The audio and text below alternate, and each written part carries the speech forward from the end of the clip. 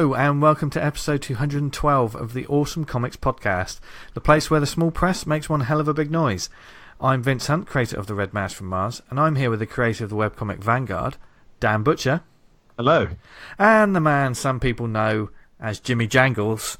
It's Jimmy Jangles, Mr. Tony Esmond. Fucking hell. I'm going to have to do a comic called Jimmy Jangles, aren't I? Yeah, you are. Fit into Kung Fu, wouldn't he? He'd be the mastermind. Yeah. Jimmy Jangles. Jimmy Jangles. He does sound like one of your characters, to be honest. Yeah. I like it. Hello, everyone. We just had a great chat, didn't we? Yes. An amazing chat. Yeah. Yes, we are. We are very. We're looking forward to seeing what you people think of this week's show, because we've been talking with Z Chun of TKO Studios. Yep. And dare I say, one of the most inspiring interviews we've done. Like, not because of us, not because of our stupid interviewing style, but completely the enthusiasm from that geezer. You know what I mean? Good. Yeah.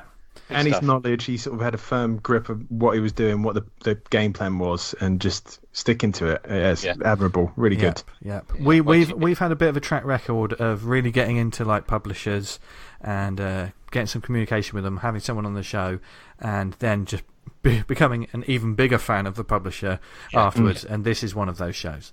So so that'll be coming up very soon. But other than that, how is everyone? I'm good, man. Yeah, I'm alright. Good. Yeah. I'm in my last week of being a sick bloke before I go back to work. You mean like sick as in like cool, yeah? Is that what they say now? I don't know. Tony's perennially cool. Oh. He doesn't come and go. Yeah, I watch The Voice Kids. That's how cool I am. Oh, no, Tony. No, I've never watched that. I've never watched it. I didn't even know that existed. No, me neither. Me neither. But we're back this week with a guest to talk about some comics. And do you know where else you can get your comics? I almost said that. I should have let you say it. We should prep these things. We should really do some hard work. And we'll never do it. Script for that shit advert we did. Yeah. Actually, that turned out all right. It turned out all right. Yeah. It was right. People have played that a couple of times. Yeah. I'm quite happy just to pre-record the same advert and then drop in. Well, of course you would, because you don't edit the show. Oh, yes. Yeah, that's true. I guess this way's easier. Yeah, you're right. Yeah. This is less work, so let's do this. It's less Comic work. House. Yeah, it's less work, but it's easy work reading comics on Comic House. Oh, yes. Like, I sent you a picture earlier saying I'm aroused. I feel the same again. Yeah, but your face it didn't really match up with what you were saying. Glad it was the face.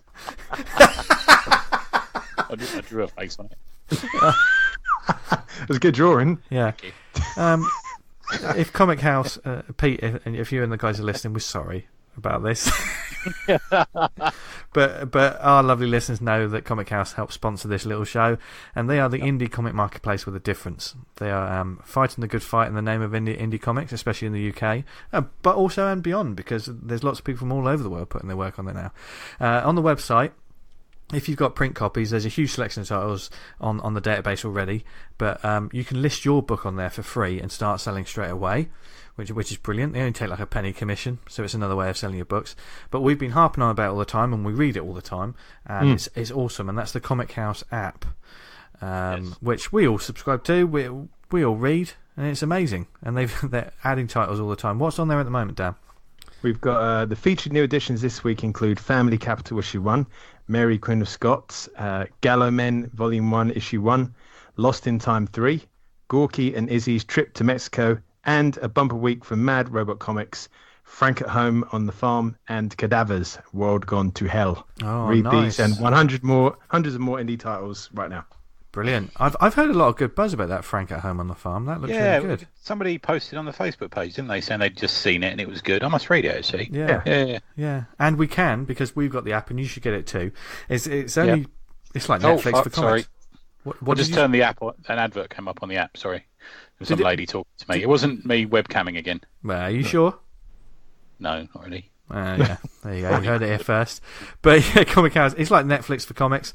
For only £3 a month, you get access to all those titles that Dan mentioned and everything else that's on there, including lots of our past guest work, probably future guests, and ourselves as well. But it's amazing value. I mean, that's the price of a comic that you'd probably go into your shop, pick up, and then 2 minutes later, you've read it and just thought, what a waste of £3. There you go. I fired that shot. I'm not afraid. I'm not afraid. Yeah. Come at me. No, please don't. But yeah, so there is a 14-day free trial, and you get access to all those comics, and we highly suggest you do. So go to comichouse.com to find out more. And don't come at him. I can quite easily edit that joke out, Tony, so you better watch it. You won't, though. You fucking liar. I'll tell you what isn't a lie, though, and that is this week's guest and interview is an absolute blinder. Be prepared to be converted to finding one of your new favourite publishers, in all seriousness. I mean, we were already in the cult already, weren't we? We were already convinced. But this interview that's coming up now with Tze Chun, who was an absolute legend, as we said, and talks a lot about the books and what's coming up for TKO. So we might as well just stop the waffle. Well, I'll stop waffling and just put the interview in now, shall I? Yeah, go on. Go for it. Yeah, why not? Right, this week we are very pleased to be joined by someone who not only has written amazing titles such as Seven Deadly Sins and The Fearsome Dr. Fang, what a title that is, but he's also the co-founder and publisher behind the awesome TKO Studios. It's our pleasure to welcome Tze Chun to the show. Hello, sir. Hello. Hey, this is great. How's it going? We've been looking forward to this for a while, dude. We have been, yeah. This one has been in the pipeline for a little while. Firstly, it was a case of like, wow, this new indie publisher sounds interesting. We'd like to find out more. But then we actually started reading the books, and it became, we have to talk to these people. Yeah, they're great. Yeah. So I think it's best just to kick us off straight away. So tell us a little bit more about TKO Studios and how it all came to be. We launched in December. We are a new comic book publisher, and we do things differently than other companies. So we binge release our books. So all 4 of our first miniseries, which were 6 issues each, were all released at the same time. We also released the books in multiple formats. So we released them as 6 issues in a collector's box set, trade paperback, and digital right off the bat. And we also provided all of our first issues for free to read off of our website, tkopresents.com. And we're doing that because both me and my co-founder come from outside of the comic book space, but have always been fans. And we just want to see what a kind of modernized version of a comic book company was, how we could bring in new readers and how we could kind of change up the way that people perceive how comics are read and distributed and consumed.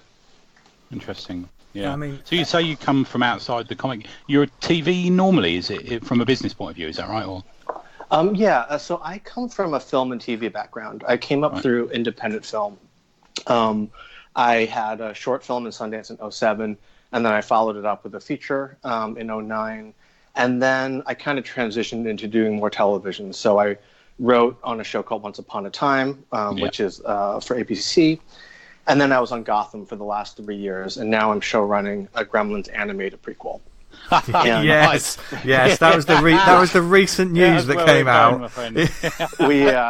I know I actually couldn't talk about it for such a long time because it was all under wraps. And then recently they announced it. So it's nice to actually be able to, who are like, what are you working on? I was like, I can't tell you. I'm just going to go into work every day and not be able to tell everyone like I work for some like I work for Treadstone or something. But when you're working on this Gremlins thing, have you not ever thought this has got to be a comic? I mean, Gremlins has got to be a comic at some point. Come on. Yeah. I think so. I mean, I'm sure there's going to be plans for it because it's Warner Brothers, so they have relationships with comic book companies, obviously. But and then my co-founder Sal Simeone, I've known him for over 20 years, and he comes from the tech industry, software industry.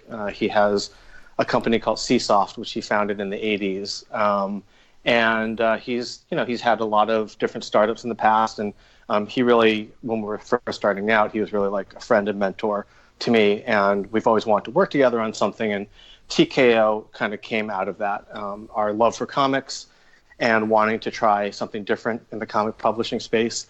And then we very quickly brought on Sebastian Gerner, who's our editor-in-chief, and our head of creator outreach, Cara McKenney.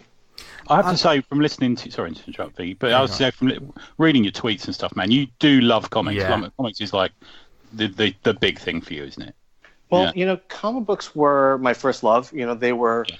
I don't think that I would have become a filmmaker if I hadn't started getting into comics first. Right, interesting. When I was a kid, I wanted to be a comic book writer, a comic book artist, and so I grew up in the early '90s, reading a lot of comic books, and that's really what I thought I was going to do. And it was around the time that Image was coming up. We were seeing creators really take control of their own destiny, and it was just a really interesting time. I also think that seeing creators like Jim Lee and Will Spertasio, seeing Asian faces creating artwork, that was really new to me, and I hadn't really experienced that in other media. So I think because they were such TV stars as well, weren't they? The guys like Ernie Chan and stuff like that, we didn't see. We knew they were there, but Jim Lee and Will Spertasio, they were in your face. They were at signings every week on YouTube, and not YouTube, but on MTV and stuff like that, weren't they?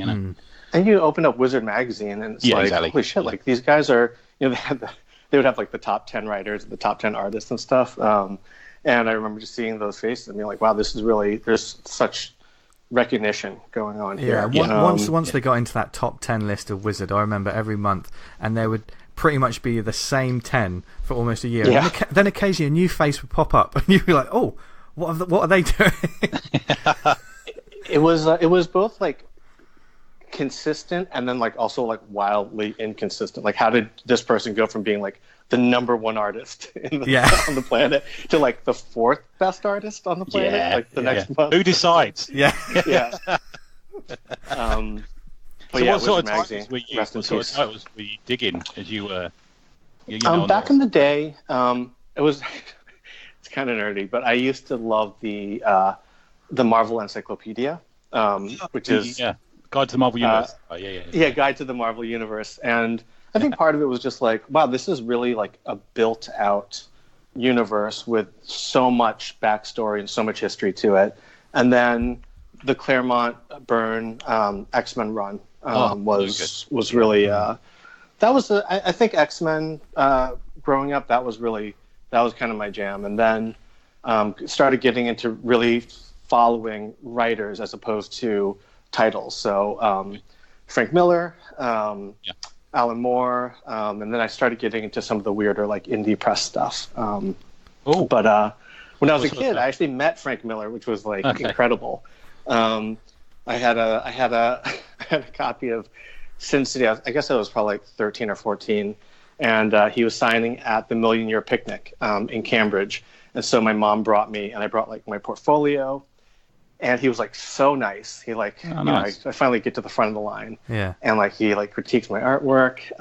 Was like really kind about it. And then as I'm leaving, he like pulls my mom aside and was like, he really shouldn't be reading Sin City. He's like way too young to be doing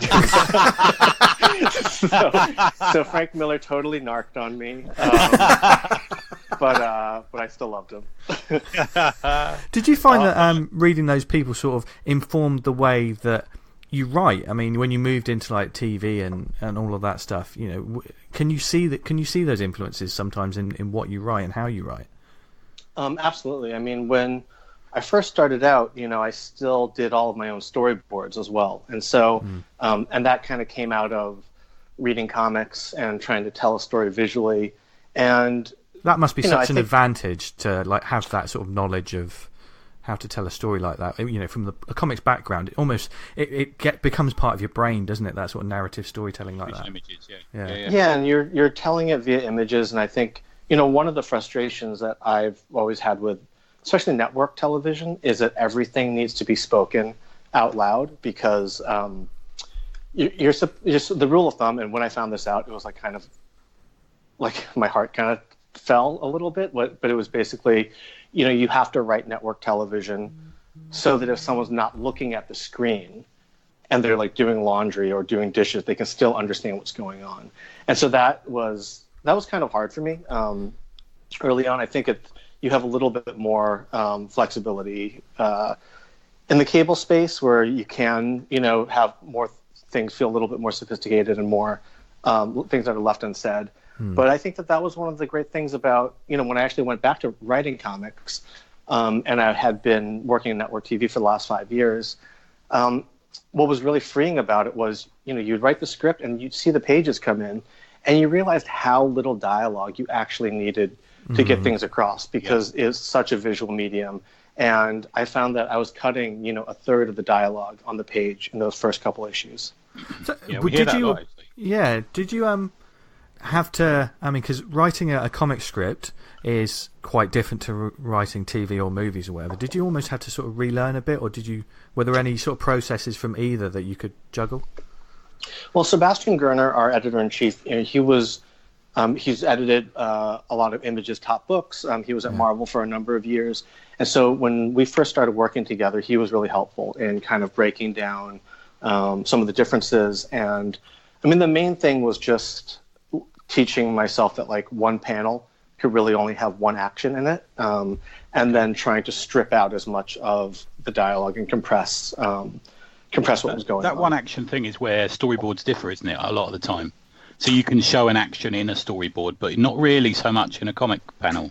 Yeah, you can't. I mean, that was the thing. Like, Sebastian was very kind early on to just be like, to call me and be like, well, he can't really punch this guy in the face, jump out the window, and crash into a car in this one panel. That makes sense. That makes a lot of sense. So you always, when you decided I want to make comics, which anyone who's listening to this show has had that feeling, and then you decide, okay, I'm going to start like a new imprint, do something a bit different. Did you always think, because a lot of publishers start with just one title rather than coming out with a couple at a time, whereas you've come out of the gate with a few very different titles, something, a flavour for everyone. It's not like a lot of people think, I'll do a universe and have all these linked characters, but you've gone away from that, haven't you? It's almost there's a Vertigo feel to it in a way, I suppose. We wanted to be really curated. We wanted to make sure that we were only doing books that we felt really strongly about, and we also didn't want to do so many books that we wanted to do the number of books where we felt we could market and push the books out there. And we didn't want, that's our commitment to our creators. And so we didn't want to take on too much, but at the same time, we wanted, I lived through the kind of the Image bust in the 90s, and I remember that excitement. And then when books started shipping late, and I remember feeling it as a fan and feeling very disappointed. And so as we moved into creating our business plan, so much of what we were doing was to just try to assure the readership that we were here to stay. And part of it was, you don't have to worry about whether or not this company is going to exist in 6 months and whether this arc will be finished, because the arc is already done. And so a lot of that was really trying to create a new company where the audience and the readership could trust us, and the creators could trust that we were going to, finish out their series. And you've done like the genius, it's a simple sort of genius act of like having the first issue free. You're drug dealers essentially. The first one's free, and then just like that, we want the rest of it. Because then but then the pressure is all on you guys in a sense, because the first issue is the one that will get them buying the rest, isn't it? So you must have so much confidence to do something like that, in your titles, and it works because we've read the book. We've read them all. Did you go about approaching the creators that you wanted? You kind of targeted people and went after them, or did you put a general call out asking for creatives? We really went through.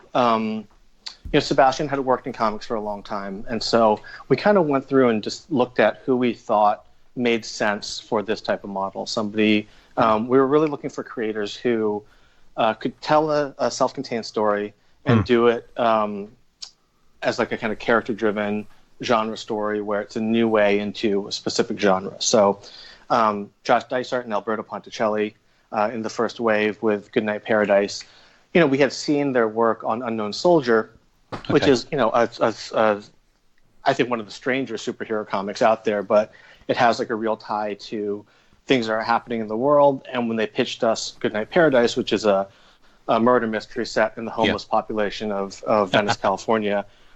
We said, well, we really believe in this creative team.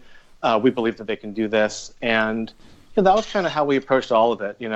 Sebastian had known Garth from his days editing at Marvel. And then it was a lot of like cold calls. We probably reached out to 50 or 60 people, which is hard in the comic book space. It was like sometimes phone calls or like walking up to people at conventions and being like, hey, you guys don't know me. I don't work in the comic book space, and there's no evidence that our company exists online, but you want to come work for us for a year? Do you want to come to my hotel room? Yeah. Yeah, literally. Just take it on faith that we'll exist, and you can spend a year working on one of our books. So we were really lucky in that. I think that as we started doing these calls, the thing that, literally walking up to people at conventions, what we found was because we wanted to do things differently, and because we had such a clear game plan about how we were going to do that, in the comic book space, no one's in comic books because they want to get, filthy rich. They do it because they love the art form. And everybody just wants the art form to succeed. And so I think as we were pitching the company, what people really responded to was the fact that we had like a real point of view about how we were going to try to modernize the way that comics reach audiences, and that we're trying something new. I mean, that was really the biggest selling point for us. Okay. Yeah. I mean, Garth Ennis kills it on that, man. That was a great choice. Yeah. I mean, did you say to him, what do you want to do? What sort of book? I know he's a big war fan anyway, isn't he? Big sort of wartime comics fan anyway. But did you say you wanted something in that vibe, or did he say to you, well, I've got this story about a sniper, or, We had dinner one night, and he was like, well, this is something that I've been working on. And he just pitched us the story. Yeah. I mean, it was just so compelling right off the bat. I mean, he just... so well researched as well. Yeah. Yeah, that really makes it. Yeah. His pitching, he's so compelling when he's talking about it because he knows so much about that world. And so it's actually funny, our editor-in-chief is... his family is German, and Garth, I think, asked like, "Oh, well, what unit was your grandfather in?" Right. And Sebastian knew the unit number, and Garth was like, "Oh, well, then at this time of year they would have been in this part of the country," and like he has his. I was completely blown away. Oh, man, that's why we love him so much. Yeah. That's why he's such a good writer. He's puts the work in. Through. Yeah. And Steve Epting and Elizabeth Brightweiser on art. Why? I put a tweet out today. Why is that not winning every award?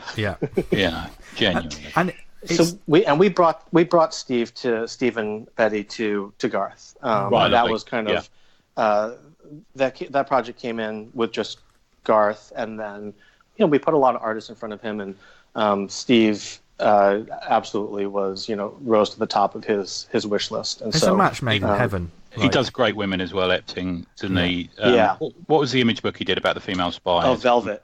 They're so good, man. Yeah, so beautiful. Beautiful stuff. Yeah. And that there was a reason that was one of the recommendations on this show. It was, wasn't it? I forgot about that. Yeah. I mean, because I actually just devoured that in a night, and it's one of those, Garth Ennis has a certain following, shall we say? So to have a Garth Ennis book on your first line. You're serious then, don't you? The fans know you're a serious deal then, don't they? Yeah. So, we knew that we needed to kind of make a splash, and that's why we also, when we announced, we also had the second wave of books waiting in the wings that were already being worked on. So we have the first ever Jeff Lemire, Gabriel Walta collaboration. Ming Doyle? Ming Doyle and Roxane Gay. We have an Andy Ballinger book. And we have like a really cool survival horror book as well. Yeah. So should we mention the first run then? So your first wave is Sara, Seven Deadly Sins, Fearsome Dr. Fang and Fang and Goodnight Paradise. So they're your four out the gate cracking books. But I think you're being a bit modest there. You wrote Seven Deadly Sins, and it is Oh, that's right. Yeah. One of my favourite things, man. I was telling you before we came on. I bought a page of Heart and Track. Thank you. I bought the stabs him in the eye page, which is just awesome. Genius. Trackenoff is a beast, man. Yeah. Yeah. And one of the things that we did when we were reaching out to people was there's a lot of artists who don't really fall into the style of the big two, but there's, fantastic artists. And I think that Artyom has such a specific style, and also because he's so detailed, it does take him a certain amount of time to do his books. And so, one of the things about this model, the binge release model, is, does an artist do their best work when they have to do 22 pages in 4 weeks? Like, we don't think so. And so, we give the artist a little more time, and I think that shows in the artwork. Steve has had more time to do each one of the issues of Sara than he's ever had, I think. I'll tell you what, you put fighting in the snow in any book, I'm going to buy it. I tell you now. It's so beautiful the way it's done, and there's a lot of blood in it as well. There's a lot of blood in that book, but the way the blood plays against the white uniforms and stuff like that, it's just so well done. Just amazing. It just really does need to be seen. Yeah. And I think that the art through all of the line is just immediately impressive anyway. I mean, Dan McDade on Fearsome Dr. Fang. Yes, so right for it. So little winky. He's got that. It's not comedy, but it's brutal. It's a combination of both, isn't it? Yeah. Yeah. And I think for Dan, you can really tell when he's having fun on a book, and it was a really fun experience working with him on it. That whole book's a roller coaster. Oh yeah! I was like, oh my god, what's that? Oh no, he's back, and it's great.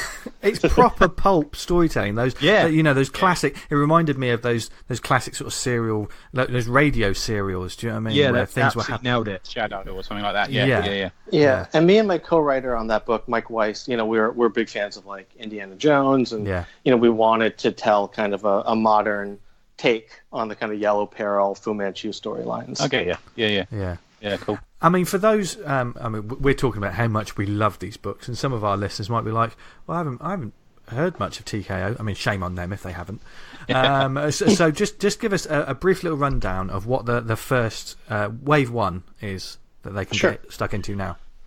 So if you can check us out at tkopresents.com, there's more information. But the first wave of books is they're all 6-issue miniseries. The first one is Sara by Garth Ennis, Steve Epting, and Elizabeth Brettweiser. And that is about Russian female snipers on the Eastern Front during World War II. It's inspired by true events. And it really just follows a squad of female snipers as they go through this one military operation. Yeah. Then there's Seven Deadly Sins, which is a Western, but we like to think of it as kind of unlike any Western you've seen before. It's the most grueling spaghetti Western ever watched. It's pretty bloody. It's brutal. There's kind of flashbacks in it where you kind of get a taste of the stories that you may not have seen in like Gunsmoke or Bonanza. But it's about a group of death row criminals who go on a suicide mission into Comanche territory. You got to love those band of like I love that mismatched people on this. You've got to love it, man. Yeah. I watched this, I read this, and then I went and watched Deadwood the movie, the real. Oh, awesome. And I thought that's just like the perfect evening for me. It's like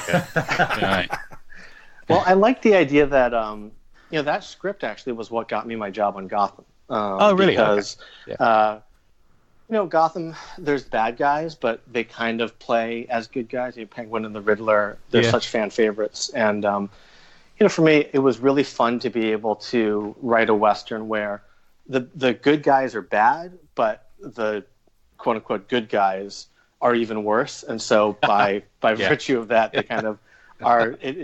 They're all kind of morally reprehensible, but at the same time, you kind of love the bad guys. Then there's the Fearsome Dr. Fang, which is takes place in early 1900s in San Francisco and China, and it's this kind of globe-trotting action-adventure story which turns the Fu Manchu mythology on its head. So it's a San Francisco street cop and a treasure hunter, and the two of them join forces with this criminal mastermind, the Fearsome Dr. Fang, who ends up being actually a good guy who is pretending to be a bad guy in order to infiltrate the black market. So it's taking the kind of Fu Manchu Chinese bad guy stereotype and kind of flipping it on its head. Yeah, I remember from issue 1 there was that sort of flip, and like it was totally one of those. It lures you into thinking, oh, this is a standard sort of trope, but that simple twist is like, okay, I'm fully in now. Where is this going to go? Yeah. And it's an assault on the eyeballs as well. That kind of dude. It's in the nicest possible way. It's just like goes mental, isn't it?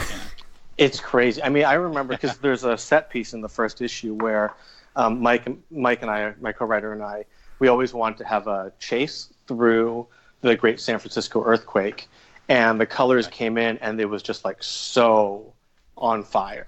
Like, it was so red and purple. And I remember being like, are we really doing this? And they were like, let's just do it. Let's make this look as crazy as possible. Oh, that's brilliant. Yeah. And Daniela Miwa did the colors on that. She's been fantastic. Yeah. Give her an award, for God's sake. Yeah. And then the last book in our first wave is Goodnight Paradise. And that is a really heart-wrenching story about a murder that happens in the homeless population in Venice, California, and downtown Los Angeles. It's kind of like an ensemble, but it's told through the eyes of a homeless man who discovers the body of a teenage runaway and realizes he may be the only person who cares enough to solve her murder. Okay. And Josh Dysart lived in Venice for. It's funny. It's the story is really about gentrification and the people who are kind of left to the side when a neighborhood gentrifies. And Josh, I was in LA for the first time ever. I went there a couple of months ago for the NCS festival at Huntington Beach, and we stayed in LA for a couple of days. Man, you got a homeless problem there, I tell you. Yes, a lot of homeless in there. It's really intense. I mean, there's times where I think that there were years where the homeless population in downtown Los Angeles outnumbered the actual population in certain neighborhoods. Dear me. And what I found so beautiful about this book was that, Josh based the main character off of a man who essentially lived in the alleyway next to his apartment in Venice. Oh, wow. Okay. And became friends with him. And he really got to know the other homeless people who lived in the neighborhood. And so there's the feeling when you're reading the book that you're really experiencing it from the point of view of the people that are left in the margins of society. And Josh was actually evicted while writing this because the building owner wanted to raise the rents, I think he was actually evicted by a something with Snapchat. So, Christ. Alberto Ponticelli came to Venice. They took like thousands of photos. And Josh, he really built up this world. I was really, I can't say enough about this story. And that's the thing about like something like you're talking about a specific place and a specific look and a specific feel and an atmosphere, So it's imperative for those sort of stories that you get the look right. You get certain alleyways, certain streets. Yeah. I mean, for us people in England, we may not know that this street sign is at a certain place in Venice Beach, but people from LA, they're going to know exactly where it'll put them right there, won't it? As soon as they see. I'll tell you what, us people who live in London, we've suffered for years under comics, especially Claremont, who pretends to be English. If you ever talk to him, he's got this weird accent that he puts on. But if Marvel comics would be to be believed, you could drive from London to Edinburgh in an hour and a half. I mean, you can see from that lineup that it's such a diverse set of flavors there, isn't it, for each one? So we've tried to make it so that so one of the mandates creatively is that we don't do any superhero comics, and that's not a knock on superhero comics. I love superhero comics. It's just that readership is so well served by the big two. And so what we really are looking for is kind of new ways into established genres. So, and that can push pretty far. So Goodnight Paradise has the bones of a murder mystery, but I had never seen a murder mystery with this backdrop and this point of view. And so that's really what we're looking for, is something that has a new character-driven way into a certain story. And we like to have the slates be very diverse. In the second slate, we have a sci-fi story, a survival horror story, an MMA thriller that takes place on the border, and we have an intergenerational heist story that takes place in Chicago. Can you talk more about what the details of those books are? They're totally. Can you pre-order them? They're on the website at the moment, aren't they? They're on the website. You can pre-order them. They're going to come out September, October of this year, so relatively soon. Nice. So there's Sentient, which is the first ever Jeff Lemire, Gabriel Walta collaboration. Nice. Jeff did Black Hammer, and Gabriel Walta did Vision, and this is the first time they've worked together. And Gabe is actually hand painting every panel, which is crazy. So it's funny because he had all this work on Twitter that I remember seeing the colors and being like, these are incredible. Like, it's a mixture of gouache and watercolor. And I was like, Gabriel, who colored you on these? And he was like, oh, I did. I just can't do it on any of my Marvel books because I don't have the time to do it. So we're like, we'll give you 2 months. He was the artist for The Vision, wasn't he? Yes, that's right. Yeah, that's right. Yeah. So that is a sci-fi story. It takes place on a ship, and there's a kind of like an incident on the ship where all the adults are killed and only the kids are left. And it's almost like a reverse 2001, where there's an AI on the ship who is tasked with keeping these kids alive. But over the course of the series, it turns into kind of a maternal figure. So it's an AI who has to try to learn to be a mother to these kids. Okay. Nice. And we picked, Jeff was one of the first people that I wanted to reach out to, just because his work on Sweet Tooth. Sweet Tooth is one of my favorite books of all time. Yeah. It's great, isn't it? And like everything, I find with Jeff's stuff as well, there's an emotional heart. He's just one of the. Yeah. I mean, I will call him an indie legend because he truly is. But something like the underwater welder is just that just floors Essex you. County. Yeah. So that's why we wanted. I mean, for this particular story, especially, there's kids in it. There's this emotional bond. It's really about family, and we just knew that Jeff was like that. I mean, to be able to tell that type of emotional story. First of all, we were just excited to work with Jeff on anything. Then there's the first ever Roxane Gay, Ming Doyle collaboration that's called The Banks. It's colored by Jordi Belair, lettered by Ariana Maher, and that is 3 generations of women in Chicago who are master thieves, and they have to work together to pull off their greatest heist while also repairing their relationship. And that one is, it's beautiful. Ming and Jordi it's just such a great team up, as you can see from The Kitchen, which was their last book together. Love that series. I'm so glad that's getting more traction. It's a great series. I remember reading that in monthlies. Yeah, really good.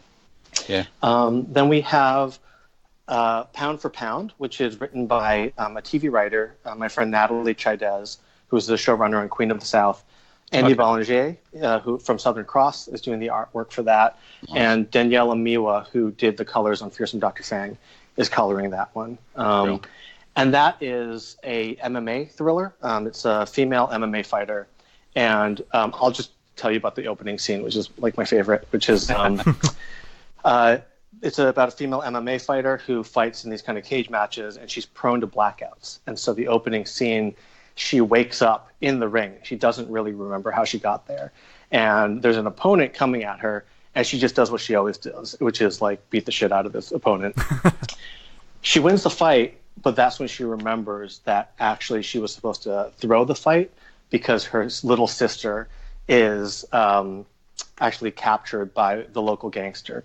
And so it's like kind of like a new twist on this kind of like boxer noir thriller where she has to kind of tear a bloody path through the Texas-Mexican border. Yeah, that sounds awesome.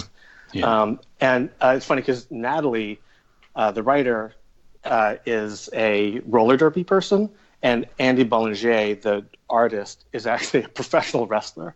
And so the two of them together, it's a really don't be rude to them. Amazing basically, you've just got to tell them how good the book is, otherwise they might suplex you and then run over you.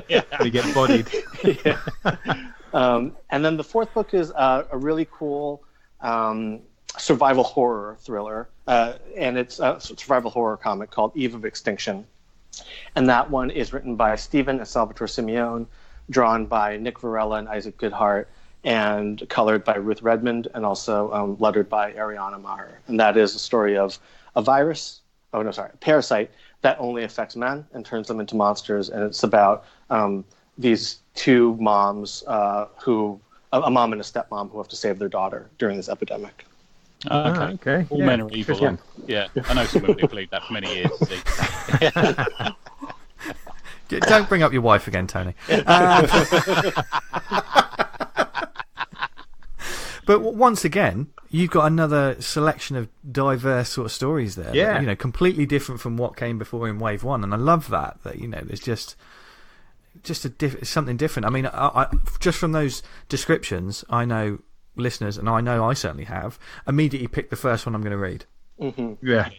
Yeah, we find that I'm going to read first. Yeah. We want to have something for everyone in each wave, and what we're finding is, because we can see who's buying the books via our e-commerce stuff, but basically, we've been surprised. A lot of people buy at least 2 of the books to begin with, and then we find them coming back because I think that they're responding to the quality of the stories and the quality of the artwork, and it's also that the books themselves are actually a little oversized. They're about an inch and a half taller. They're slightly smaller than magazine size, aren't they? Yeah.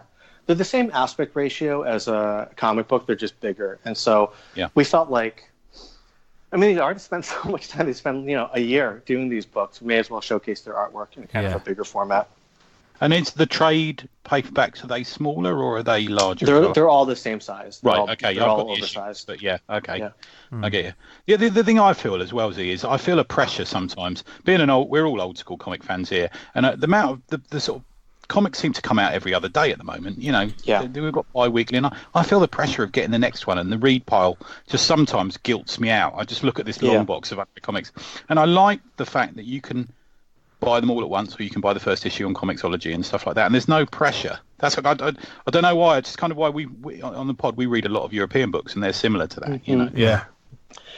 And we also want to. The other component of this, and this is a little inside baseball, but or inside comics rather, is we don't go through Diamond distribution. We distribute directly to retailers, and we do deals directly with comic book stores and independent bookstores. We have a great discount for them, and we do one of the best discounts in the industry. We do 50% off and free shipping within the U.S. And also, you don't have to be on Diamond schedule. So we found early on, and also it's low risk because we always tell our retailers, when they put their first order, we say, there's no pressure. Buy as many books as you think you can conservatively sell, and just know that when you sell out, you can get the books back on your shelves in 2 to 5 business days. And so you don't even use a distributor. You don't use. No, we have the infrastructure to do it ourselves, so we do everything ourselves. Yeah. That's I'm from a personal point of view, because I work for Nobrow. We use a distributor, but we also network as well. So that's how we kind of do it. It's an interesting world out there, because I think a lot of distributors don't completely understand the comics world sometimes. Yeah, and I think that for us, we want the comic book store. Listen, I'll buy stuff off of Amazon in a pinch, but I still like going to the local comic book store and browsing. And I think it's still a huge part of the comic community, if not the most important part. And so we wanted to do something that was good for the retailers. And our customer service is really fast. We ship really quickly. And the other thing that I think is good for retailers is because we're binge releasing our books. Sometimes you walk into a comic book store and you ask the person behind the counter, what's good this week? And they'll, spend some time educating you about a new issue of something from a smaller press.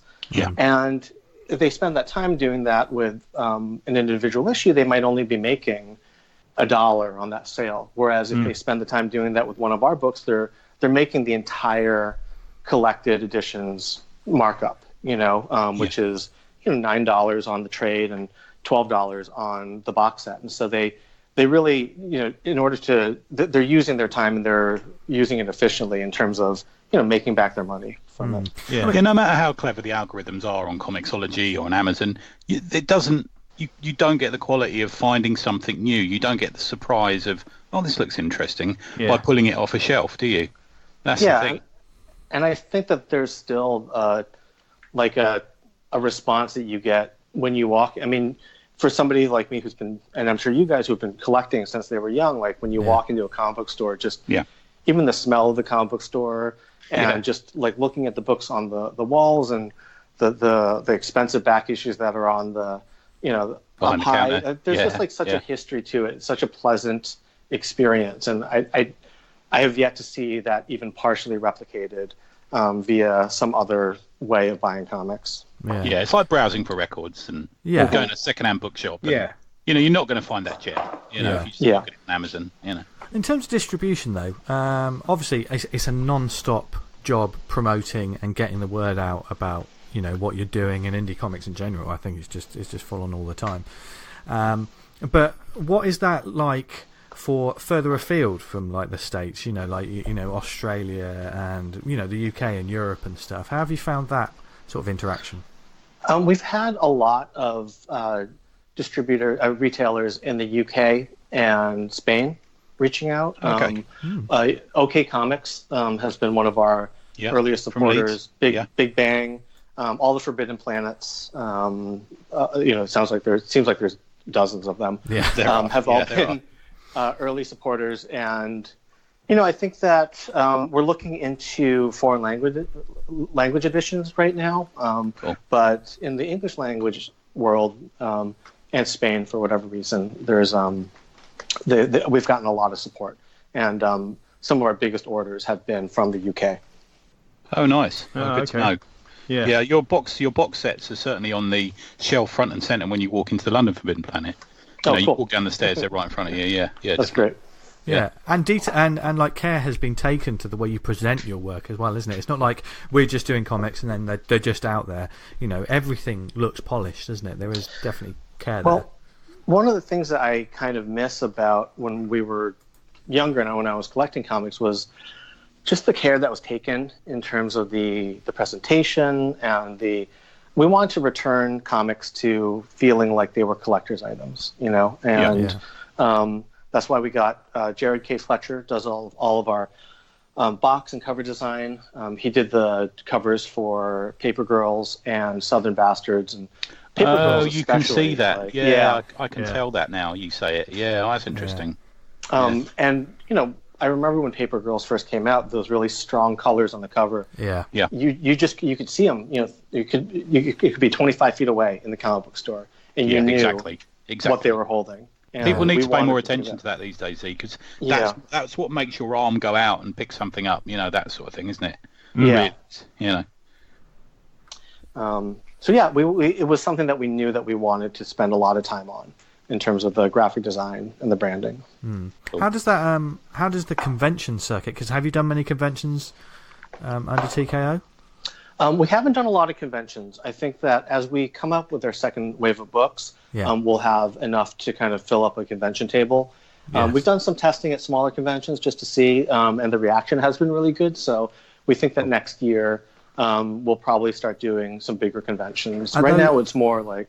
Are those smaller shows, are they more comic-centric? Or I mean, you can get the multimedia shows, can't you? But are they more sort of indie comics? Yeah, I mean, I think that's really where we want to be as we're starting out, because that's kind of our base. But, I mean, Sebastian and I have been going to conventions more for talent outreach as we're building our third and fourth wave of books. And honestly, it's just really nice to be able to go to a convention now and like have anybody know who you are, as opposed to they'll be queuing up now, won't they? Is that the thing? Yeah. I mean, it was years, a couple of years of that kind of like, wow. Once you get a business card, it's a game changer. Do you know what? It really is. Once you get a website, it really is. That's what happened to me. It really is a game changer. Otherwise, you're like the bloke approaching good-looking girls on the boardwalk going, I think you could be a model. It's a bit of that. Really, yeah. We've all done that. Yeah. So, what does I mean, obviously you've got the incoming, imminent sort of next 4 titles, and I love the fact that. Do you think you're going to stick to the 4 titles each wave? Yeah, I mean, I think that seems to be the number that It's a good number, makes I think. sense for us. Yeah. We think that we may, if anything, we may compress because it was 9 months between the first and second wave. We'd like to kind of do 4 books every 6 months, and then we have some hybrid format books that are going to be separate from those waves that are coming. That I'll probably announce maybe later on this year. Okay. But yeah, I mean, why not just announce them now, Z? That's fine with us. If you want to go for it. And then the third and fourth wave will come out like I think 6 months apart after the second wave. Yeah. So it's but we have some really first of all I'll send you guys the second wave of books, and then also I would love to talk to you guys about the third and fourth wave as well, because I think we'll probably announce those together. Yeah, we'd love that. That'd be brilliant. Yeah, you're welcome back anytime. And skillfully avoiding Tony's trying to get you to do an exclusive, by the way. Very well done. This ain't my first rodeo. I had to pretend I wasn't working on Gremlins for 6 months.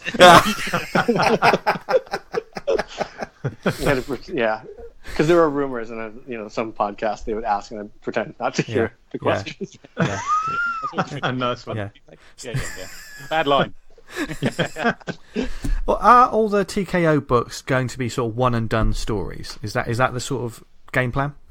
What we would like is to have we like to have them self-contained, but have the ability to tell a second arc, and whether that's like a direct second arc or more of like a spiritual second arc. I think that there's a lot of ways to do it. So we're certainly open to it. I mean, I think as we were starting out, we wanted to tell a wide breadth of stories, but we certainly are considering sequel versions already, second arcs for all the stories. Oh, awesome. That's good to know. I mean, some of these stories may not be able to have a second arc depending on how they end. Yes. But you'll just have to read it for yourself. Yeah. Always Dark Phoenix and be fine, then come back from the dead. Don't start on that, Tony. That's a whole different ballgame, that is. So, we love TKO, and, you're definitely going to come back on. But in terms of you, what are you reading at the moment? What is exciting you in the sort of comic book world outside of TKO? I really like Brian K. Vaughan stuff. I love Saga. What they're doing with Panel Syndicate, I think, is really super interesting. I'm a big fan of Jason Aaron's stuff. I loved his last thing on The Goddamned. And I'm reading, in terms of non-TKO stuff, I read a lot of, Image stuff. Some of the creator-owned stuff is really exciting to me. And I'm also going back and collecting some of the Absolute DC stuff. So I have the Absolute Ronin that I'm reading right now, which is a beautiful reprint. Has it got the fold out in it? I was curious about this. It has the fold out, nice. and it's enormous. It's it doesn't actually even really fit on my shelf. And and I'm also do you guys have the Batman Year One Absolute? Oh, I don't own it. No. It's incredible. It has two different volumes. And the first one is the actual reprint of the newsprint. So it's on newsprint paper. So you can kind of see the original colors. And then the second one is when it was recolored. That's interesting. So it's a really interesting box set. And that was kind of, I think for me, Batman Year One was the first time where I picked up a DC comic where I was like, this is Batman's now accessible to me. I didn't quite get it before that book. Interesting. Yeah. Did you find that you got a lot of business after Vertigo closed its doors? Did you find you got access to... I know a lot of creators went searching for new homes, didn't they? Is that something... I feel like that's relatively... It feels kind of relatively recent. I feel like... I think that a lot of creators are always looking for new places, and I feel that there's... we want to establish ourselves as people who are going to be here for the long haul, we are going to be as present, in the comic book space as any of these imprints. And so I actually think this is a period now where it will be remembered for the up and coming indie mainstream. Yeah. So we've got like Black Crown, we've got we've got Ahoy Comics. Yeah. There's a lot of guys who, they're taking chances, but they're creating lines of comics. Like in the old days when you had like Atlas and all these sort of guys. I mean, to me, what was really why I wanted to get back into comics was, I was going to the comic book store. That we had this. We would always have a long lunch at Once Upon a Time when I was writing there, and it's like I would go walk around because I didn't want to drive anywhere because I'm a terrible driver. So I would walk, and I found myself at House of Secrets in Burbank, and I had kind of not read comics for about 5-6 years, and stepping back into that store and looking at the books. It really truly felt like we are right now in a creative golden age of comics. Okay. It's just that the distribution system has not evolved since the 50s yeah, and 60s. great, completely. Yeah. And we look at the other publishers, and it's like it's funny because people wonder like, oh well, are they competitive with each other? But like I'm kind of like, I mean, I know the guys from Vault. Like when we first started out, we shared a lot of information, and I really respect the guys from Ahoy, and even like some of the mini majors, like people from the last wave of Valiant. Like when we get together, it's like when we're getting together, it's really about like how do we make comics part of the cultural conversation the way that movies and TV shows and novels are, and we're only in it because we love comics. And I think it's like you're saying, I think we're in this kind of golden age of indie publishers, and I'm really excited to see what happens next. Yeah, I mean, if comics thrives, everyone wins, really doesn't it? Yeah. I mean, like, and we're living in. I mean, the whole reason that this show exists, I mean, partly so we can mine people like you for information and figure out how to do our comics, but also, there's so many books out there, so many wonderful books, and we've discovered so much on this show. And therefore, it's just pay it forward. Like, you need to check out this book. You need to check out that book. And there's been a lot of people. There's probably people on the show now that haven't picked up a TKO book yet. But when they will, I mean, like we said, you're a drug dealer. Do you know what I mean? We're addicted now. We're on board. Yeah, I'm buying them all, my friend. Is there anyone on your sort of your wants list who you would be your absolute, you'd want to work with? Who would be the one that you haven't got yet? The maybe one writer, one artist who you'd just love to get on board. I mean, I would love to work with Jason Aaron and Jason Latour. I mean, those two. When I was getting back into comics, I mean, Southern Bastards was really influential. And such a good run. It's so good. Great run. Yeah. And I think that I would love to work with G. Willow Wilson. Okay. Yeah. And Hope Larson also was somebody that we talked to early on, and I'm a big fan of her books. So I feel like within that space, she's got a really interesting voice. Yeah. Are you? Would you consider humor comics? It seems to be a genre that's not done so much. Absolutely. And I think that it's so we're very active on social media. And if you're listening, at TKO Presents is where we are on Twitter, Instagram, Facebook, YouTube. And one of the things that we do sometimes is we ask, what do you wish that there were more of in terms of what genre would you like to see more comics in? And humor is always one that comes up, and I think it's something that we're looking into. We've talked to some people that we think could be right for something like that. But I think it's an underserved audience, and I think as well. I think with the closing of the doors at Mad Magazine, I think there's a lot of talent out there as well. Yeah. I think humor. The ones that we hear are humor, sports, which is interesting, and and cooking, which I guess is it's a that is a strangely up and coming genre. I mean, cooking. Yeah. Cooking. Yeah. I mean, mean, we got the Great British Bake Off here, and it ruined our country. I mean, interesting. And a lot of people were like mixing crime and cooking as well. There was an indie book I read recently, which I haven't talked about on the show yet. Short Order Crooks or something like that. Have you heard of this one? Okay. Yeah, it's really good. It's like those sort of the food vans that you get in the US and stuff, and they almost have a little community, and there's like ex-criminals working there. Very good book, but yeah, cooking. Cool.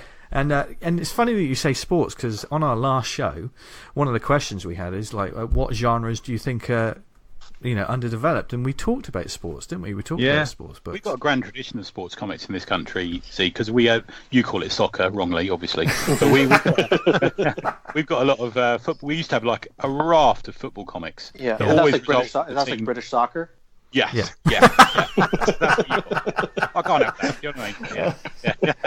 He returned your serve there. Yeah.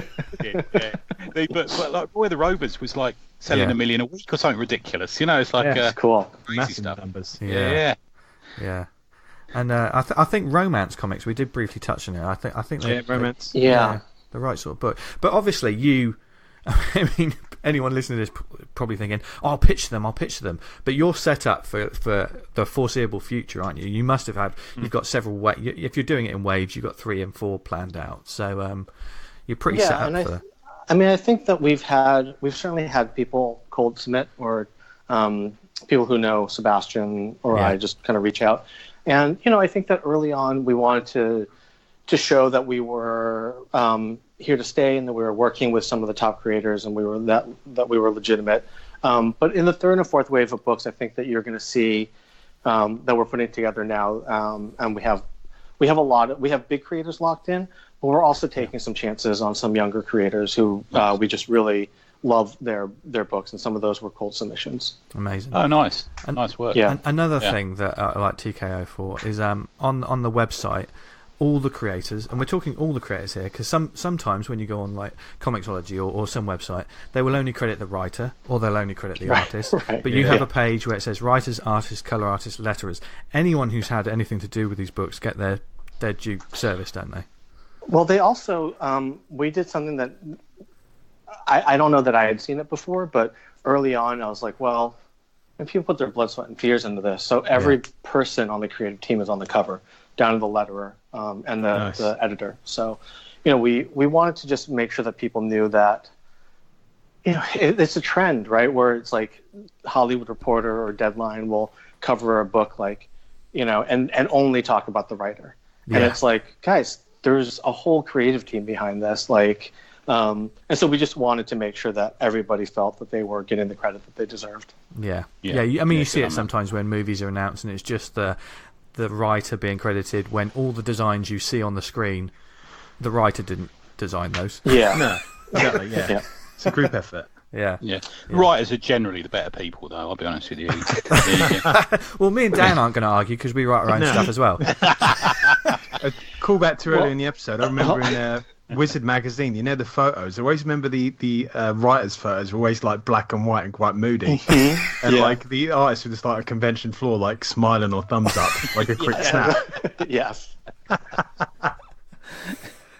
Oh dear. Real. Well, this has been absolutely awesome for the first show. TKO. Thanks so much, man. Yeah. We thank you guys.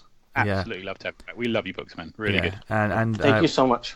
We can't shout about it enough. You need to check this publisher out, people, because they are putting out great books, and I can't wait for Wave 2. We're going to be front and centre when it comes out. So for those that want to, just again, for anybody who wants to check out the books, whether it be on social media or wherever, just give us some of the links again. Yeah. You can check us out at tkopresents.com. You can order directly from us, or ask your local comic book shop to stock our books. We're in a good number of comic book shops right now, but they can always email sales@tkopresents.com to order us and stock our books. At TKO Presents is our social media handle. We're very active on Twitter, Instagram, Facebook. Follow us for exclusive sneak peeks of artwork and process shots. And thank you for showcasing us, guys. That's my pleasure. And I will say that the contact and communication from you guys is brilliant. Yeah, it's brilliant actually, because this show came about. I just thought, just a shot in the dark. I'll just fire the flare gun and see if anything happens. And you all got back to us straight away. So And I ordered a box, the Sara box from you, and ended up like almost being mates with the guy who was sending it to me. we send each other stupid emails. It was absolutely brilliant, man. Yeah, really good. That's what you want. Yeah. So thank you very much, Zay. It's been absolutely amazing. Cheers, awesome. Z. Thank you so much, guys. Cheers, man. There you go. Wow. Wasn't that good? We all, as soon as we finished the interview, we were all so tremendously excited about comics. Yeah. And he stayed on for a bit and had a good chat. It's good. Yeah. He still won't tell us what he's got planned. No. I still tried to get out of him, but he never asked. Yeah. Master diplomat. Yeah. Yeah, exactly. It's ever the pro. Yeah, definitely stay tuned for that publisher because, you know, they're not just coming out with great issue 1s and then you never get an issue 2. I just love the way they're putting out this work. Yeah. So, yeah. And I think a lot of our listeners will love the stuff that they're putting out, actually. So, Oh dear, yeah. Yeah. So, thank you very much to TKO and Z for joining us there. But for now, let's just crack on with the rest of this unprofessional mess that we call a show. Do we have any shout-outs this week, gents? We've got a few, haven't we? Yeah. We do. I'll go first. Yeah, go. Yes. Heads. There's only 2 days left, 1 day left as of you listen to this podcast. If you listen to it when it comes out, Heads, Stone Deaf Forever. I'm going to say I've seen it. Rick's best work so far. Really good. Brilliant. Yeah, and a really good cover. Just a really, really nicely presented cover. I really like what he's done with that. It sort of tells a story and it's also iconic. And yeah, good stuff. Go with that one. Another creator, like, you can track him improving. Yeah, you really can. Issue after issue. Yeah. Yeah. Nice work, Rick. Go to Kickstarter again. You got Heart of Steel, Steal, by Fraser Campbell and Katie Fleming. It's doing really well, but is worth backing, and it's on Kickstarter at the moment. I think it went live this week, so have a look at that one. And the other one we've got. Did you have any Kickstarter, guys, before we go on to the other one? I did, yeah. Go on, man. Yeah. For yeah. Mahoneys issue 2, comedy meets comics in a bar for supervillains. Rich Carrington's comic. He was on the show a couple of weeks ago. It's a great title. We're doing well. We've got another 17 days to go on that, so check that one out. It's a good comic. We've all read it. Yeah. Oh, I got another Kickstarter one. Sorry, The Seas, as in the thing at the end of a country, which is a water. It's Kickstarts lands tomorrow as we record. It's an anthology, experimental anthology by Yestin Prettigrew. He is the editor of it, and it's got Gareth Hopkins, Dave Crane, Simon Russell, loads of really good people in it. If you go to neverhardanything.blogspot.co.uk, you can see a preview. He kindly sent me the issue early, and there's some really great and interesting stuff in it. Yeah. Hey, nice Tony, stuff. can't wait to see that. What's that? What? Can you put the tumbleweed effect? I probably should. Because Jesus Christ, that fell hard. The other announcement. I do have one for another. I do have another one for an upcoming Kickstarter. This is a bit of a Kickstarter week this week, but you know, there's so many great comic Kickstarters out there. So just pick your favourite. Is essentially it. But there's one coming up this week from Pete Taylor and Cat Food Comics. Pete Taylor, who I'm going to be talking a bit more about in just a second. But there's an upcoming Kickstarter for the 7 Sagas of Silverbeard. Which is a barbarian silverback gorilla. Yes. Brilliant. Yeah. What more do you need than that? Someone on this show might be having a pull quote on the Kickstarter itself. But I was privy to seeing the sort of comic as it's looking at the moment. I'll send it forward to you guys actually, because what I love about this is it's almost building up like Silverbeard is. When it says the 7 Sagas, it's a comic that gives you some new tales and also pretends like this is a discovered, comic that's come back from the Bronze Age, that kind of stuff. So there's lots of historical type stuff, and I love all that, building up a universe for something that is imaginary. So successful in doing that, in fact, that I do question whether it's real or not, which I don't think it is, but but it's going to be awesome. So that's going up later this week. So yeah. Keep your eyes out for that. Okay. And to blow my own trumpet and Vince's, that's never happened. Is Spark issue 1 is in the works. I'm editing it, and it's an anthology that's coming out of Fair Spark Books. It's got some really great stuff in it, and it's also got me and Vince in it. So we're doing we're pin-ups. Just announced. We're doing a sexy pin-up in the back, just a photo story. Yeah. No, we're not. Just announced yesterday on the Fair Sparks website was Monster Spotters Club, which is a 1-page gag story that me and Vince are doing for an all-ages comic, and we're having a blast with it, aren't we? Yeah, it's really good fun. It's sort of really energised my sort of creativity as soon as you guys sort of pitched me the sort of idea you came to me to work about. As soon as I heard about it, the synapses were firing at all cylinders, and I immediately and just started. I got a load of sketches back and the thumbnails in about 2 hours. Wow. There's a lot of people who should pay attention to that. Let's face it.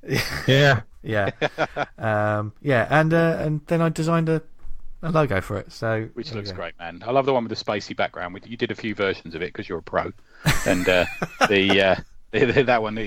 Go to fairsparkbooks.co.uk and you can see a preview of what's coming up in it. There's a bit of a sort of blog going on about the creative process. We've got quite a few strips in it. A lot of people who you will probably know are in it, and some really great stuff coming out of that book. And I'm really enthusiastic about it. And it's likely to be launched at an upcoming convention that you will hear us talking about soon.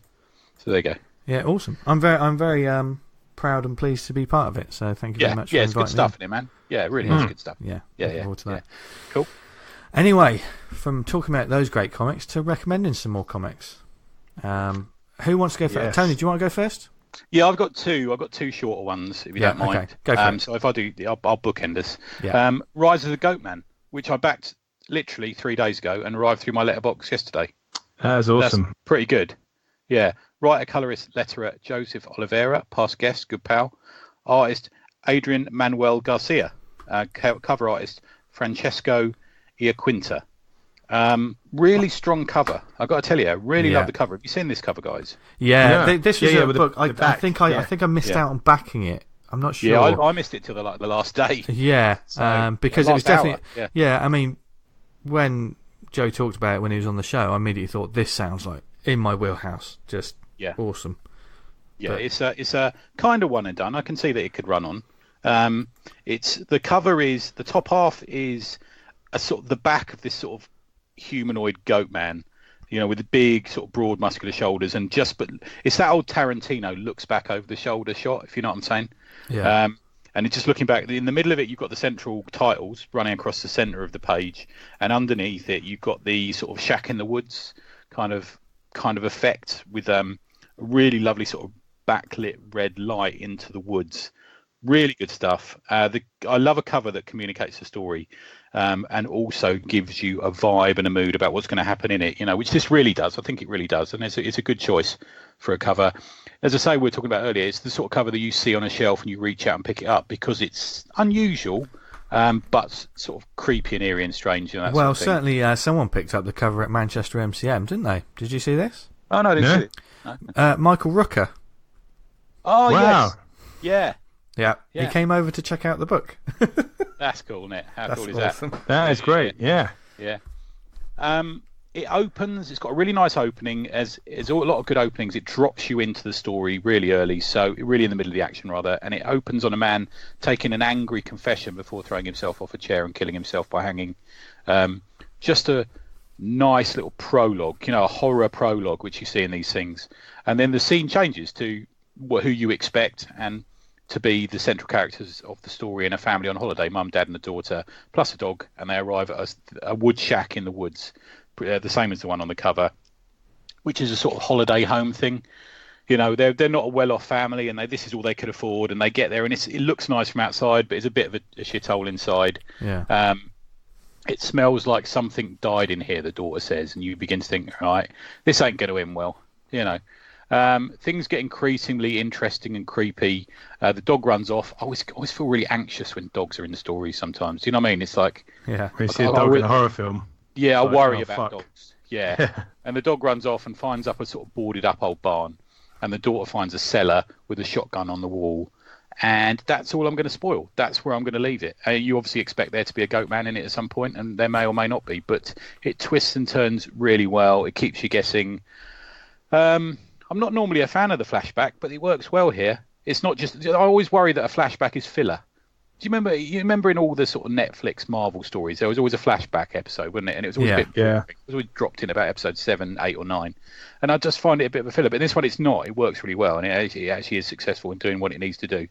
The art works well, adds to the tension, very sort of heavy black, heavy horror, darkness to it. A lot of... the story is communicated through facial acting. Joe knows where to pull back from jokes and exposition and stuff like that. Really good stuff. The artist Adrian, he pulls it off, which is not an easy thing to do a lot of the time, to apply the facial acting to the narrative enough that it conveys the story. You know, and you see that in a lot of good artists. You don't need to put words in because you know what the character's thinking. Yeah, they don't need to tell you that they're frightened. And he does it. I know there's a couple of moments it didn't quite stick for me, but most of it really good stuff. Joey knows how to write a horror story. He knows how to build the tension. He knows how to work the reaction shots followed by the reveals, which is where a horror sits, isn't it? It's a reaction. You don't always see what is standing in front of the person. You see their face and what they're looking at, and then it flashes onto the horror, or the gore, or what it's going to be. And he does that really well. He's got a grasp of horror, really has.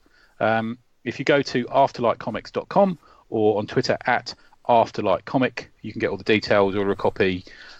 He knows how to run a Kickstarter as well. Yeah, he really does. Like I pledged the money and there was a red envelope. I'm like, what's this? I can't remember what's this going to be. And it was the comic, and I thought, wow.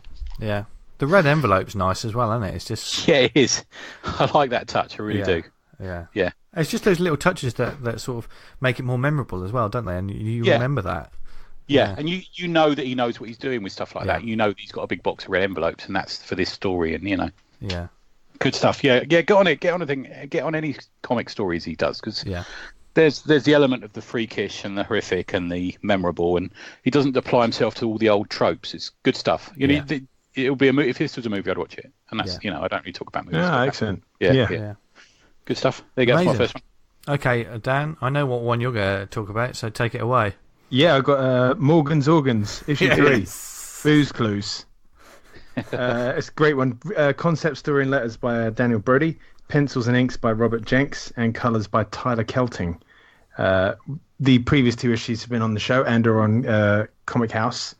Do you remember the old Numbskulls comic? Where the characters that live inside of the body. It's a very similar setup, but a lot more adult. That sort of meets the in-betweeners, I would say. Right. And it's Morgan's birthday. So Morgan and his organs are both having a celebratory drink. And they say, right, we're going to keep this on the low, not go too mad. And they cut to a page where there's all the organs are absolutely fucked, laying all over the place. There's dicks been drawn on the wall. There's bongs, just an absolute chaos. And the brain sort of comes out of his stupor after the alarm clock goes off. And the detailing is absolutely fantastic. There's so many bits and bobs worked into the background. It's the humour as well, which I think is handled really right. Yeah. It's the sort of humour that, if people have watched the film Sausage Party, that didn't really work for, that felt like that was going for something and didn't really land. Whereas this is how it should be done, isn't it? Really? Because even this one, there's the brain falls off this heap, and as he's sort of going down, he's got a little green mist come out of his bum where he's breaking. So he sort of the brain kind of charges up to the control area and finds out the night before is a total blank. All the data's been corrupt, and from that on in the issue, he has to try and go around the body and work out what's happened and what's happened to Morgan, because he's got a black eye and all the shit's gone on to him, and it's a really interesting little story. I have to find out the details. We'll put it in the show notes where to get it from, because I backed it on the Kickstarter. But it's a really fun read. If you like the first 2, you like this. Yeah, cool. Yeah, good quality stuff. All right, my pick is from the creator Pete Taylor, who I just mentioned just a minute ago. But he also co-wrote this with Adam Wilmot. This is Monster Kids. I've got 2 books here, and they're both sort of A5 sort of landscape sort of. You know how my Stalkerville book kind of was. Yeah, it's like that. Now, Monster Kids was. I didn't know this until I saw it at the back page. It was originally serialised in volume 20 of Aces Weekly, which we talked about. Yeah, which is that's just an online. That's not a printed thing, is it? That's online. I don't think it is, man. No, I think it's just online. Yeah. So they collected together these strips and just printed them up in 2 really nice little books, actually. They're not hugely thick books, but quick reads, and basically it's all ages sort of strips about a group of monster kids. They're different sort of kids just going to a school, and it harkens back to those sort of the Bash Street Kids. If done through a sort of I would say Scream, but that was a little bit darker. It had that sort of energy of the cartoons of Count Duckula And though when cartoons used to do some things with monsters and stuff like that, and a little bit sort of Addams Family kind of vibe about it.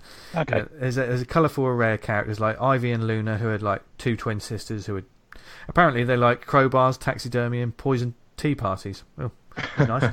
There's like a Cthulhu-like kid. There's basically a sort of swamp sort of monster child who's called Pete, which is spelt Peat, which I thought was brilliant. There's Eugene, who's like a little chubby vampire, and Ray, who's like a skeleton, and it's just their sort of adventures. This little book's called Show and Yell, where they've basically got to bring something to school, and it all goes horribly wrong. And it's a lovely little story. The art's wonderful as well, and it's just properly good fun. I would say it is a quick read, but Pete packs in quite a lot in all of the pages, like lots of little details. The colour's nice. I think the characters are fit for like fan art as well. I love this sort of stuff. But another thing that came with it when I bought the two is the Secret History of Monster Kids. Similar sort of size format, but what the guys have done in this, and it was something that I saw in the Silverbeard sort of work in progress.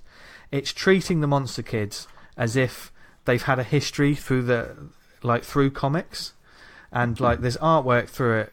Like there's pages that look like the cover of Archie. They're done in that sort of Archie style. Here they are when they were in Gravedale, and then it moves on to there's like Charles Schultz sort of Monster Kids versions all the way through it. Yeah. And you got like Calvin and Hobbes styles and Garfield, and it's just really fun. There's a little sort of pin up in the back where the Monster Kids meet Hellboy as well at the back. That's a nice little added extra. You could just read Show and Yell by itself, but this little book as well, which I thought, oh, what is this? But just reading it almost added a new dimension to it.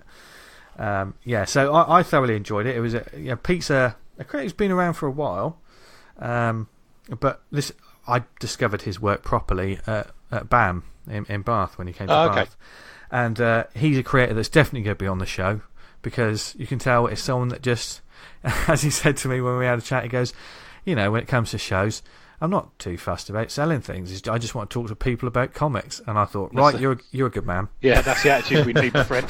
Yeah.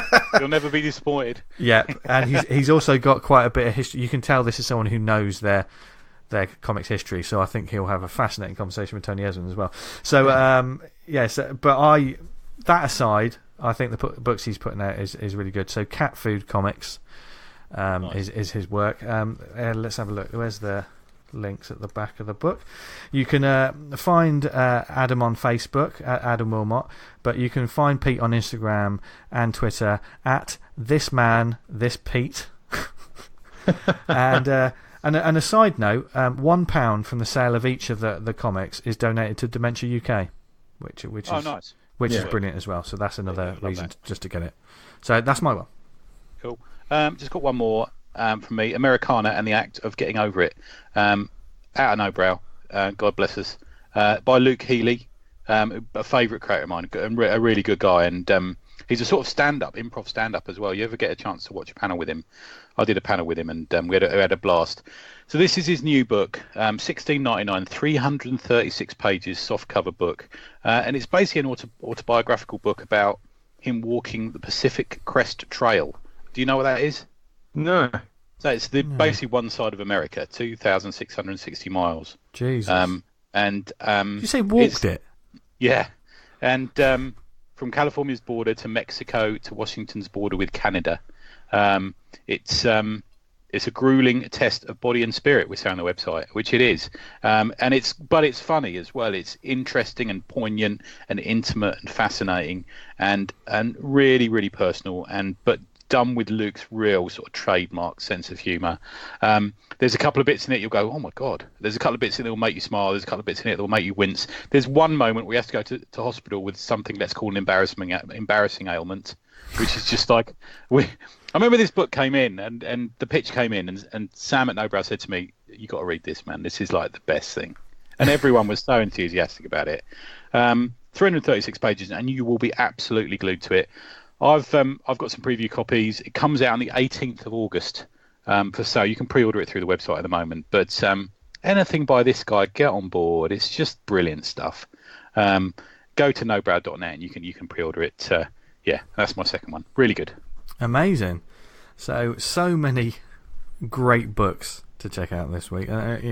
Sometimes I go, I've got a lot of show notes to do, but it's always a joy putting links to comics. So check out the show notes for any show, or just Google. If we talk about a title, just Google it and find out more about it, because you won't be disappointed, because we love all these books. That's why it's called recommendations, because we've loved them. Yeah. So we hope you enjoyed this episode.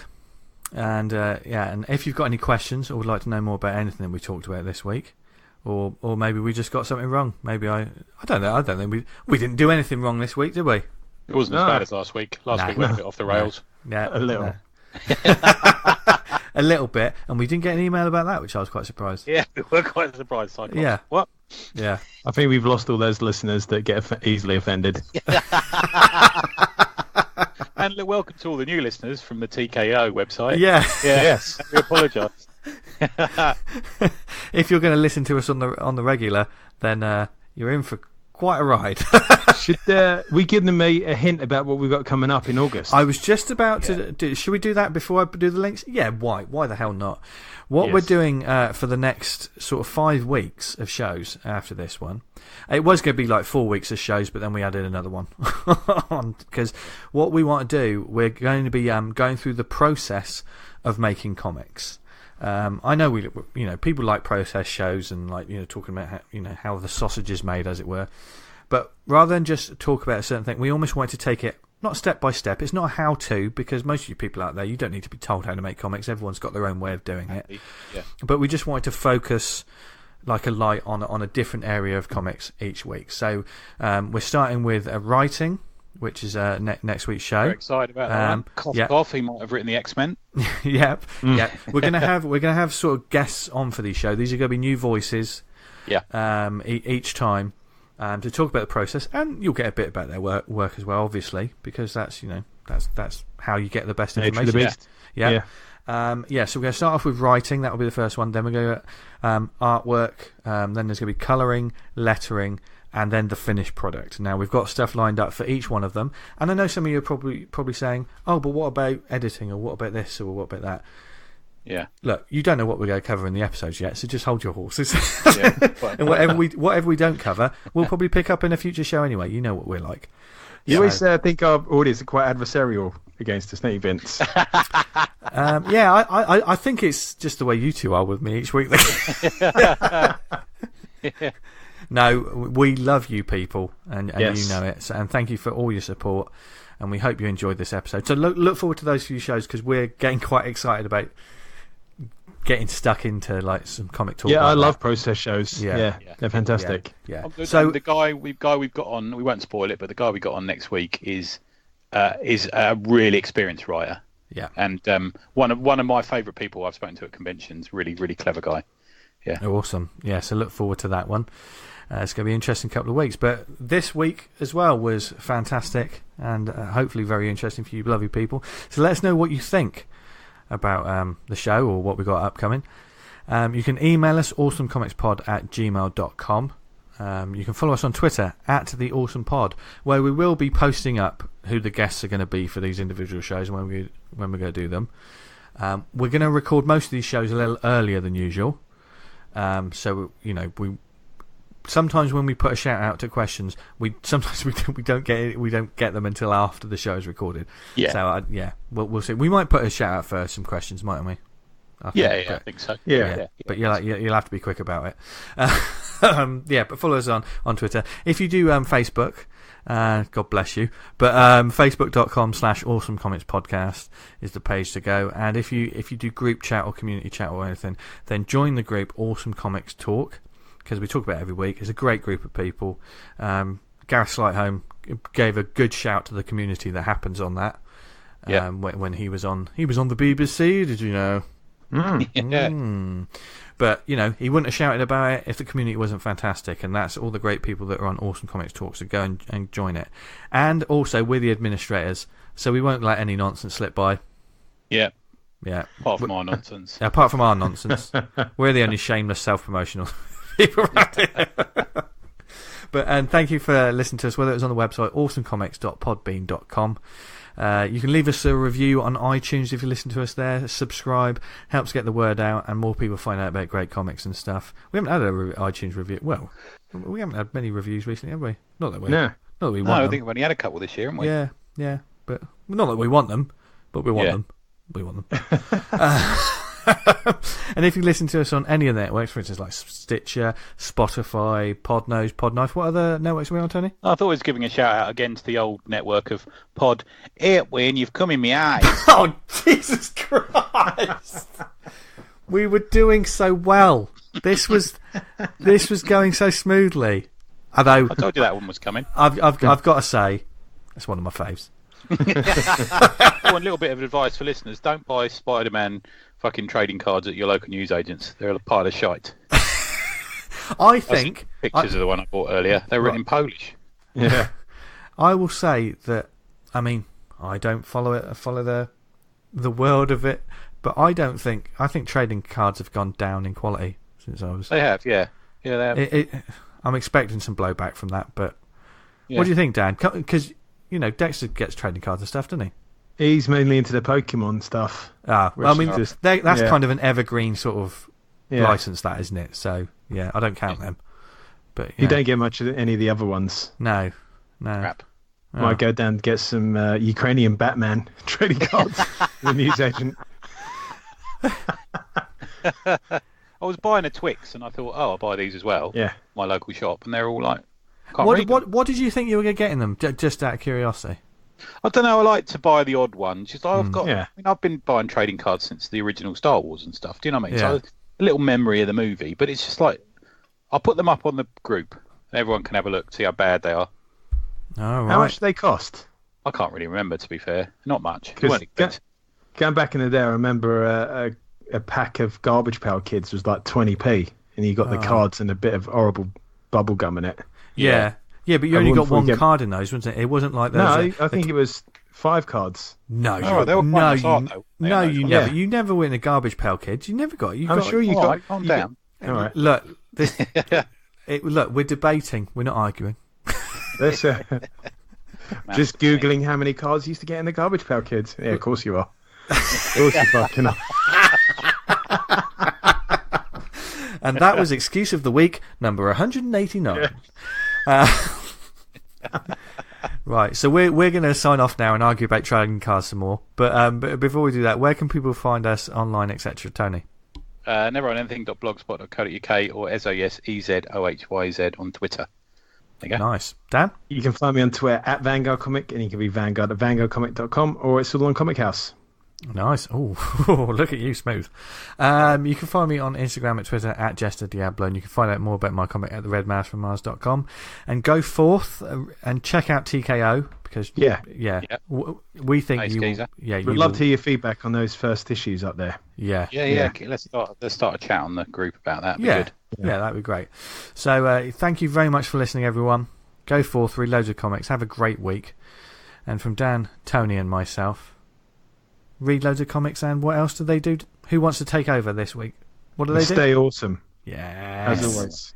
Yes. Stay in awesome. Tony, stop grumbling. Say something positive. Say something positive for our listeners to go forth and enjoy their week with. Go on. I'm aroused. Bye, everyone. Bye.